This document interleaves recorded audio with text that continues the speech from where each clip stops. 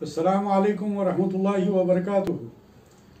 अल्हम्दुलिल्लाह रब्बिल आलमीन नहमदुहु व नसल्ली अला रसूलिहिल करीम। अम्मा बाद क़ाल अल्लाहु तआला फ़ी शान हबीबिही इन्नल्लाहा व मलाइकतहु युसल्लूना अलन नबी या अय्युहल्लज़ीना आमनू सल्लु अलैहि व सल्लिमू तस्लीमा। अल्लाहुम्मा सल्लि अला सय्यिदिना नबीना शफ़ीअना हबीबना मौलाना मुहम्मदिन व बारिक वसल्लिम। अल्हम्दुलिल्लाह सुम्मा अल्हम्दुलिल्लाह। आज हमारा ये 150वां दर्स है, यानी 150, और आज हम सूरह बकरा की 3 आयात 246, 247, 248, 246, 247, 248 इन 3 आयात की तिलावत का शर्फ हासिल करेंगे और उसका तर्जुमा और मुख्तसर तफसीर बयान करेंगे। समाअत फरमाइए। 246वीं आयत इस तरह है, फ़ाऊज़ु बिल्लाहि मिनश शैतानिर रजीम, बिस्मिल्लाहिर रहमानिर रहीम। अलम तरा इलल मलाई मिन बनी इसराईल मिन बादि मूसा इज़ क़ालू लिनबिय्यिन लहुम इब्अस लना मलिकन नुक़ातिल फ़ी सबीलिल्लाह क़ाल हल असैतुम इन कुतिबा अलैकुमुल क़ितालु अल्ला तुक़ातिलू क़ालू वमा लना अल्ला नुक़ातिला फ़ी सबीलिल्लाहि वक़द उख़रिजना मिन दियारिना व अबनाइना फ़लम्मा कुतिबा अलैहिमुल क़ितालु तवल्लौ इल्ला क़लीलन मिनहुम वल्लाहु अलीमुम बिज़्ज़ालिमीन। इस 246वीं आयत का तर्जुमा समाअत फरमाइए। ये क्या आपको मूसा के बाद बनी इसराइल के इस ग्रोह का हाल मालूम है कि जब उन लोगों ने अपने नबी से कहा, आप हमारे लिए एक बादशाह मुकर्रर कर दे कि हम उसके तहत अल्लाह के रास्ते में जिहाद करें। नबी ने कहा, ऐसा तो ना करोगे कि जब तुम पर जिहाद फर्ज कर दिया जाए तो जिहाद ना करो। तो वो कहने लगे, हमें क्या हुआ है कि हम अल्लाह की राह में जिहाद ना करें, हालांकि हमें हमारे घर बार और बाल बच्चों से महरूम कर दिया गया। फिर जब इन पर जिहाद फर्ज किया कर दिया तो इनमें से कुछ लोगों को छोड़कर सब ने पुश्त फेर ली और अल्लाह जालिमों से वाकिफ है। इसकी मुख्तसर तफसीर समझ फरमाइए इस आयत की कि इस आयत में भी बनी इसराइल के तारीख़ के एक अहम वाक़े की तरफ इशारा है। ये जो आयतें हैं ये बनी इसराइल ही से मुताल्लिक़ ये आयतें हैं। हज़रत मूसा अलैहिस्सलाम के कुछ अरसे बाद बादशाह जालूत और दूसरे दुश्मनों के हमलों से घबराकर और हर तरफ से आजिज़ होकर ये लोग बैतुल मुक़द्दस में जमा हो गए। ये ज़माना गालिबन हज़रत शुमैल अलैहिस्सलाम का था। इन लोगों ने अल्लाह के नबी यानी कि हज़रत शुमैल अलैहिस्सलाम से कहने लगे कि हम पर कोई सिपह सालार या कोई बादशाह आप मुकर्रर कर दीजिए जिसकी ज़ेर सरकर्दगी हम जिहाद कर सकें। उन्होंने फरमाया, यानी कि हज़रत शुमैल अलैहिस्सलाम ने अपनी कौम से फरमाया कि डर है कि जिहाद का हुक्म आया तो तुम जी चुराओगे। उन लोगों ने यकीन दिलाया, मगर वक्त आया तो मादूद चंद के सिवा सब पीठ दिखा गए। वाक़या ये है कि हज़रत मूसा अलैहिस्सलाम के बाद कुछ ज़माने तक तो बनी इसराइल राह हक़ पर रहे, फिर शिर्क व बिद्दत में पड़ गए, मगर ताहम उनमें पै दर पे अंबिया मबूस होते रहे, यहाँ तक कि बनी इसराइल की बेबाकियाँ हद से गुजर गई। अब अल्लाह ताला ने उनके दुश्मनों को उन पर गालिब कर दिया। खूब लिटे पुटे। पहले तो तौरेत की मौजूदगी, ताबूत सकीना की मौजूदगी जो हज़रत मूसा अलैहिस्सलाम से मौरूसी चली आती थी, इनके लिए बायस गलबा होती थी, मगर इनकी सरकशी और बदतरीन गुनाहों की वजह से खुदा की ये नेमत भी इनके हाथों से छिन गई और नबूवत भी इनके घराने से ख़त्म हुई। लादी जिनकी औलाद में पैगंबरी की नस्ल चली आ रही थी, वो सारे के सारे लड़ाइयों में मर खप गए। इनमें से सिर्फ एक हामिला औरत रह गई थी, उनके खाविंद भी कत्ल हो चुके थे। अब बनी इसराइल की नजरें सिर्फ इस औरत पर टिकी हुई थी। उन्हें उम्मीद थी कि खुदा ताला उसे लड़का अता करेगा और वो लड़का नबी होगा। खुद इन बीवी साहिबा की भी दिन रात यही दुआ रहती थी जो खुदा ताला ने कबूल फरमाई और उन्हें लड़का अता किया, जिनका नाम शमूएल या शमऊन रखा। इसके लफ्जी माने हैं कि खुदा ने मेरी दुआ कबूल फरमाई। नबूवत की उम्र को पहुंचने के बाद उन्हें भी नबूवत अता की गई। जब आपने दावत नबूवत दी तो कौम ने दरख्वास्त की कि किसी को आप हमारा बादशाह मुकर्रर कर दीजिए ताकि हम उसकी मातहती में जिहाद करें। बादशाह तो जाहिर हो ही गया था, लेकिन पैगंबर ने अपना खटका बयान किया कि कहीं तुम लोग जिहाद से जी ना चुराओ। कौम ने जवाब दिया कि हजरत, हमारे मुल्क हमसे छीन लिए गए, हमारे बाल बच्चे गिरफ्तार किए गए, और फिर भी क्या हम ऐसे बेअहमियत हैं कि मरने मारने से डरें। अब जिहाद फर्ज कर दिया गया, यानी कि ये बातचीत होने के बाद अल्लाह ताला की जानिब से उन पर जिहाद फर्ज कर दिया गया और हुक्म हुआ कि इस बादशाह के साथ उठो। बस सुनते ही सब लोग सुन हो गए और सिवाय मादूद चंद के बाकी सब ने जिहाद करने से मुंह मोड़ लिया। इनसे ये कोई नई बात न थी जिसका खुदा को इल्म ना हुआ हो। यानी कि बनी इसराइल का तो यही मामला रहा शुरू से कि एक तो पहले तो नबियों से मुख्तलिफ किस्म के मुतालबात करते रहे, और जब उनके मुतालबात को पूरा कर दिया गया तो गैर ज़रूरी के मुबाहिस करते रहते। बहरहाल नबियों की जो है ये लोग हमेशा खिलाफ वर्जियाँ करते रहे, जो साबिक़ा हमारी गुजरी हुई आयत में भी ये बनी इसराइल के कौमों के ताल्लुक से बयान किया गया है। अब आइए 247वीं आयत कि हम तिलावत करते हैं, उसका तर्जुमा आपके सामने रखते हैं कि वक़ाला लहुम नबियुहुम इन्नल्लाह क़द बअसा लकुम तालूता मलिका क़ालू अन्ना यकूनु लहुल मुल्कु अलैना व नहनु अहक्कु बिल मुल्कि मिन्हु व लम युअता सअतम मिनल माल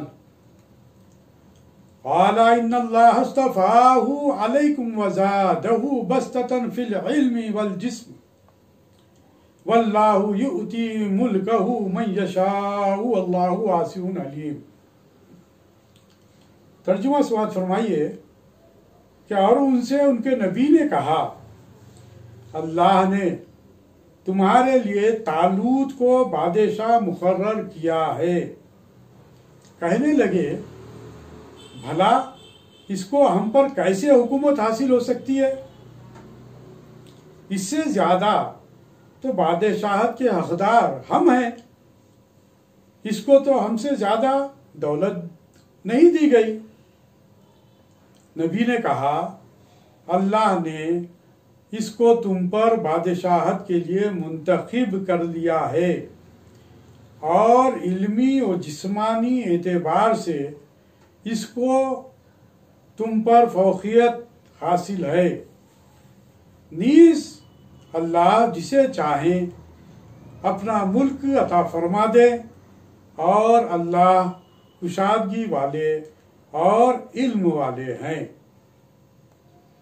तालूत बिन कश हजरत मूसा अलैहिस्सलाम के बाद बनी इसराइल के बहुत बड़े सबसे पहले बादशाह तस्लीम किए गए हैं।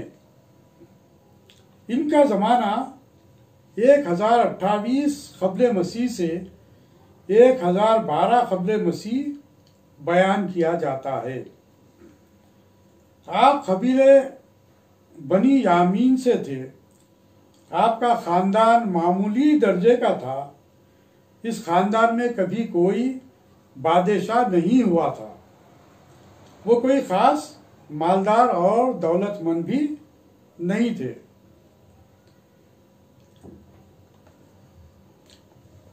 बहरहाल मतलब इसका यह है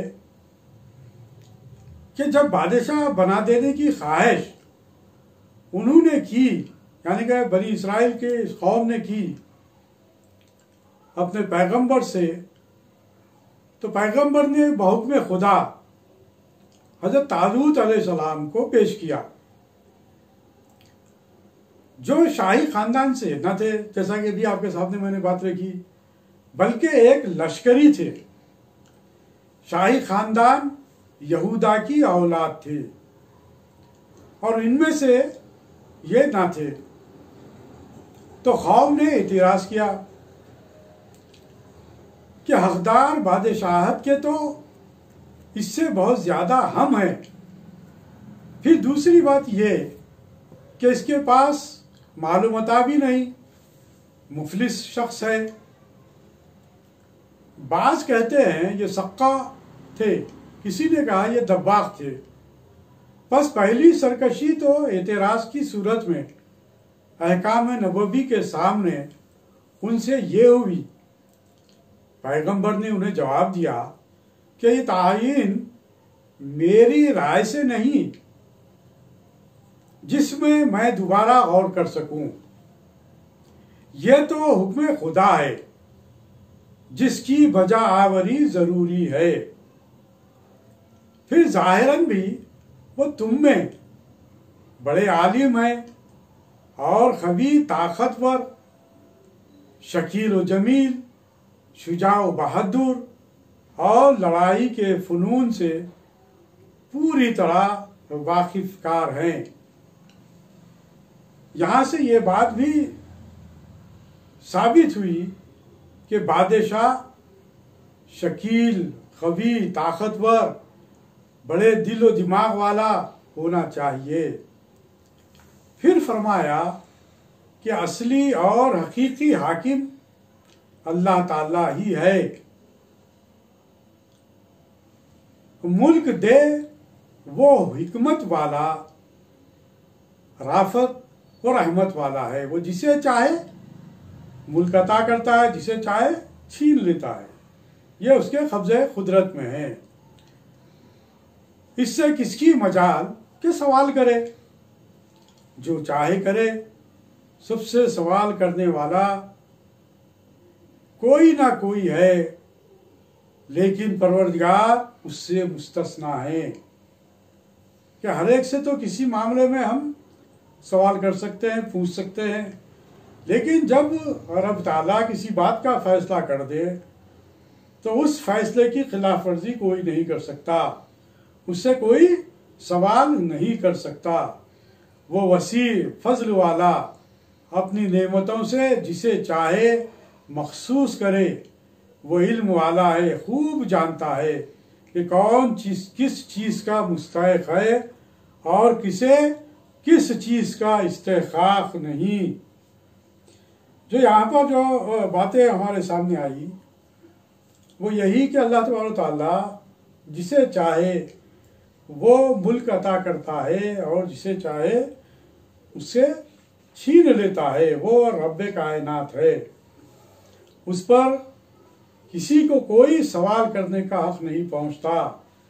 लेकिन ये बदबख्ती रही है शुरू ही से, हम देखते आ रहे हैं बनी इसराइल की कौमों का मामला कि ये हमेशा अपने अंबिया कराम से मुबाहिस करते और उनके किए गए यानी कि अल्लाह ताला के जो अहकामात उनके सामने बयान किए जाते थे तो उसमें जो है सो गैर ज़रूरी के इख्तलाफात करते, खिलाफ वर्जियाँ करते। ये इन लोगों का वतीरा रहा है। अब आइए आगे बढ़ते हैं और 248वीं आयत की आज हम तिलावत करेंगे और उसका तर्जुमा और मुख्तसर तफसीर आपके सामने रखेंगे। बिस्मिल्लाहिर्रहमानिर्रहीम।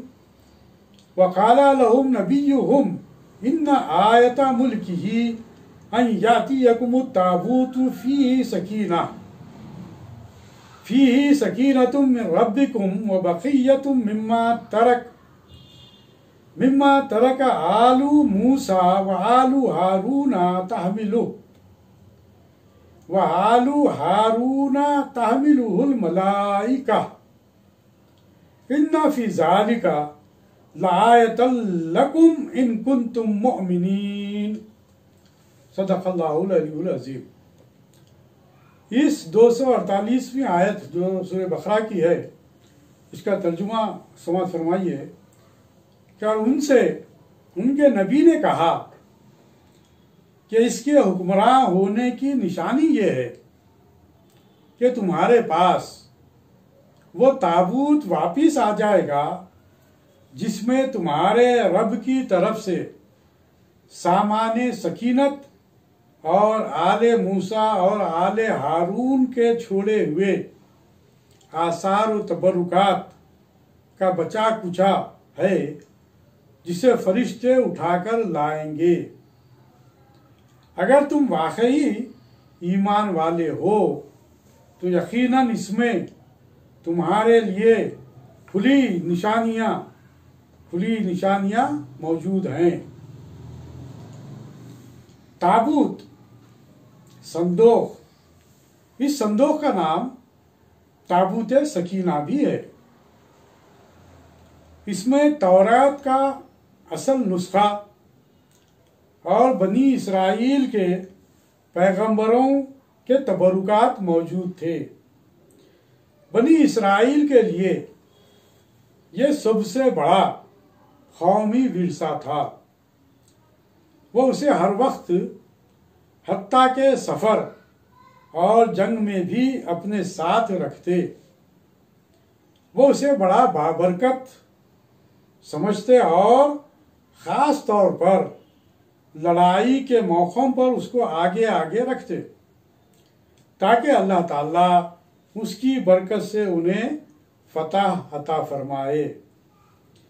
हज़रत शुमैर अलैहिस्सलाम ने हज़रत तालूत को बनी इसराइल पर बादशाह मुकर्रर कर दिया तो उनके इत्मीनान के लिए यानी कि उस कौम की इत्मीनान के लिए ये भी बताया कि इनकी बादशाहत की ज़ाहिरी निशानी ये है कि तुम्हारा वो मुबारक संदोख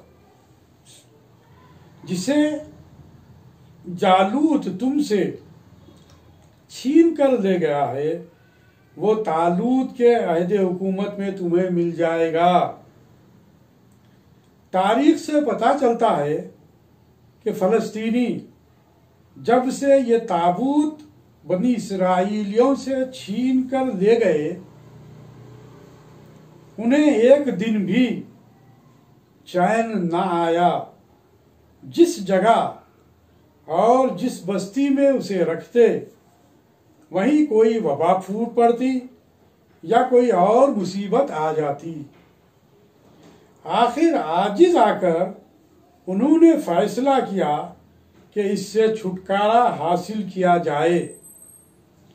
चुनाचे ये ताबूत इन्होंने एक बैलगाड़ी में लाद कर और बगैर किसी गाड़ी बांध के उसको यूं ही हाँक दिया।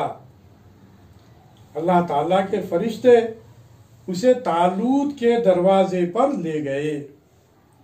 बनी इसराइल इस निशानी को देखकर तालूत की बादशाहत पर यकीन करने लगे।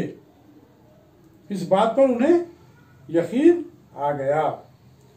तारीख से यह भी पता चलता है कि ताबूत बनी इसराइल के कब्जे में हजरत सुलेमान अलैहिस्सलाम यानी कि 230 क़ब्ल मसीह के अहद तक रहा।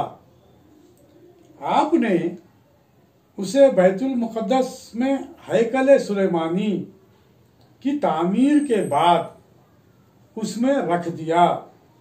इसके बाद इसका पता नहीं चलता। यहूदियों का ख्याल यह है कि यह ताबूत अब भी हैकल सुलेमानी की बुनियादों के अंदर दफन है।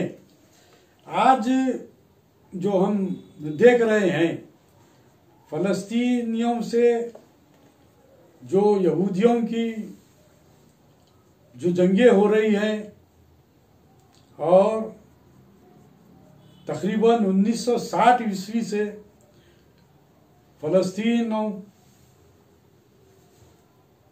से ये यहूदियों यानी कि बनी इसराइलियों ने इसी ताबूत सकीना को हासिल करने के लिए बैतुल मुक़द्दस के नीचे, जैसा कि अभी आपके सामने बात रखी गई कि हैकल सुलेमानी की बुनियादों में उसको जो सो महफूज किया गया है, तो उसे हासिल करने के लिए ये तमाम तगोदो हो रहे हैं। जो ये लड़ाई जो होती है आपस में, उसकी वजह यही है। बैतुल मुक़द्दस पे जो कब्जा करना जो चाहते हैं बनी इसराइल, उसकी वजह यही है कि वो लोग ये चाहते हैं कि ये ताबूत सकीना को हासिल करें ताकि वो जो है सो फिर से कामयाबियां हासिल कर सकें। बहरहाल इस ताल्लुक से चंद बातें और आपके सामने इसी बात को जो तफसीर इब्न कसीर में बयान की गई है आपके सामने रखता हूँ कि ये नबी हज़रत शुमैर अलैहिस्सलाम ने जब ये फरमाया कि तालूत की बादशाहत तुम पर अता की गई है,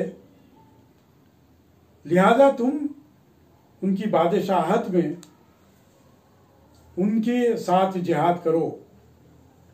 और उसके ताल्लुक से उनको ये भी बतला दिया गया कि ताबूत सकीना तुम्हें फिर से मिल जाएगा, जिसमें वो तमाम चीज़ें मौजूद है जो इज़्ज़त व इक़ार, दिलजमई, जलालत, राफत और रहमत की है, जिसमें खुदा की ये निशानियां हैं जिन्हें तुम बखूबी जानते हो।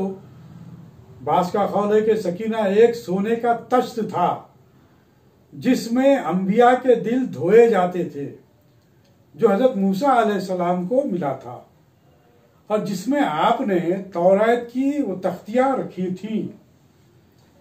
किसी ने कहा इसका मुंह भी था जैसे इंसान का मुंह होता है और रूह भी था, हवा भी थी, 2 सर थे, 2 पर थे और दम भी थे। वह कहते हैं मुर्दा बिल्ली का सर था। यानी कि ये तमाम चीज़ें जब वो ताबूत में बोलता तो उन्हें नुसरत का यकीन हो जाता, यानी कि उस कौम के लोगों को यकीन हो जाता था कि जब ताबूत से वो आवाज़ आती और लड़ाई फतह हो जाती।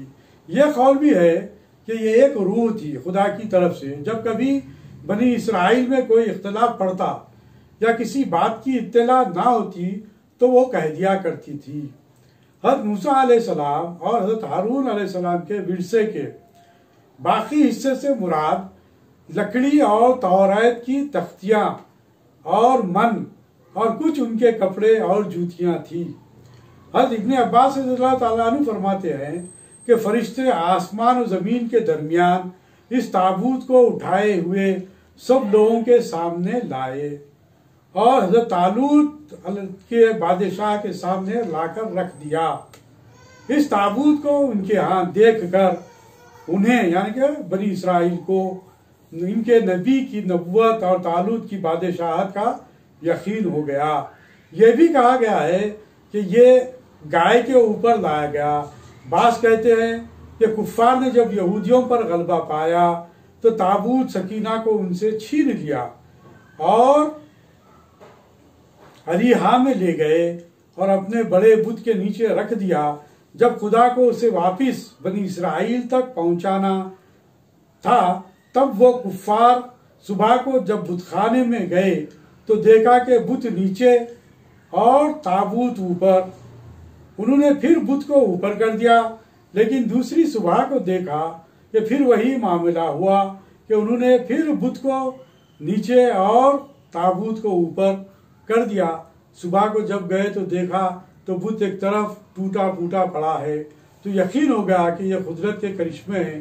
चुनाचे इन्होंने ताबूत को यहाँ से ले जाकर किसी और छोटी सी बस्ती में रख दिया। वहाँ एक वबाई बीमारी फैली। आखिर बनी इसराइल की एक औरत ने जो वहाँ कैद थी उन्हें कहा कि इसे वापस बनी इसराइल को पहुँचा दो तो तुम्हें इससे नजात मिलेगी। उन लोगों ने 2 गायों पर ताबूत को चढ़ाकर बनी इसराइल के शहर की तरफ भेज दिया। शहर के करीब पहुंचकर गायें तो रस्सियां तुड़वा कर भाग गई। यानी कि मुख्तलिफ रिवायात हमारे सामने आती हैं।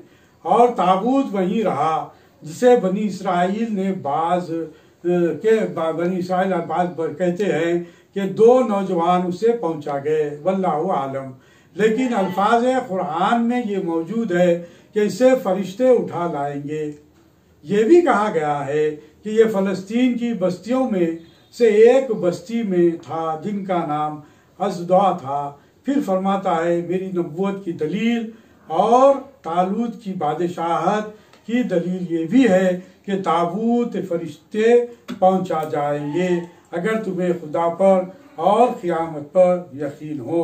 यानी कि ये चीज़ें भी ये सब कुरान मजीद में जो हमारे सामने आती है मुख्तलिफ़ तरीक़ों से, मुख्तलिफ़ तफासिर में ये हमारे सामने कुरान की आयत सामने आती है। ताकि एक बात तो ये कि ये तमाम वाक़यात आप देखिए कि सरकार दो आलम सल्लल्लाहु अलैहि वसल्लम से कई 100 साल पहले के ये वाक़यात है, लेकिन सरकार दो आलम सल्लल्लाहु अलैहि वसल्लम की नबूवत का इस तरीके से इजहार भी उस ज़माने में जो सो किया गया कि सरकार दो आलम सल्लल्लाहु अलैहि वसल्लम इस तरह उस क़दीम वाक़यात को भी कुरान मजीद में पेश करते हैं, जबकि आप उम्मी लक़ब थे।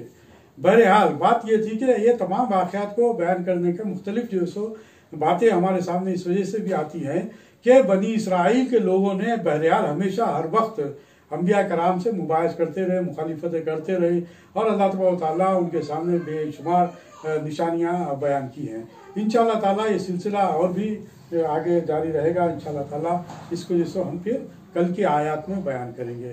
दुआ फरमाइए कि हम जो कुरान मजीद को पढ़ रहे हैं और जो समझना चाहते हैं वाले ताला हमारे क़ुलूब को और हमारे ज़हनों को खोल दे और सही इल्म और सही फ़हम व इदराक हमें अता फरमाए। रब्बना आतीना फिद दुनिया हसनतम व फिल आखिरति हसनतम व क़िना अज़ाबन्नार। सुब्हानक अल्लाहुम्मा व बिहम्दिका अशहदु अन ला इलाहा इल्ला अंता नस्तगफिरुका व नतूबु इलैक बिफ़ज़्लि सुब्हान रब्बिका रब्बिल इज़्ज़ति अम्मा यसिफ़ून व सलामुन अलल मुरसलीन वल्हम्दुलिल्लाहि रब्बिल आलमीन।